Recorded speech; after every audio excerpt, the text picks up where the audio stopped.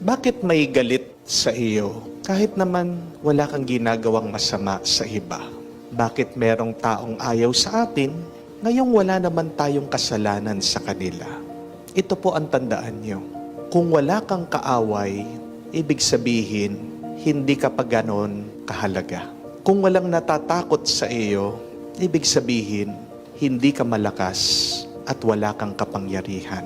Amen? Kung hindi ka pinagchichismisan ng iba, ibig sabihin, hindi ka bukod tangi. Kung pinagchichismisan ka, ang ibig sabihin, gwapo ka at maganda ka kaysa sa kanila.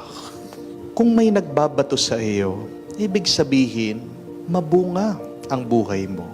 Kung may nagsasamantala sa iyo, ibig sabihin, may kayamanan ka. Kung may nagbababa sa iyo, ibig sabihin, umaangat ka sa buhay.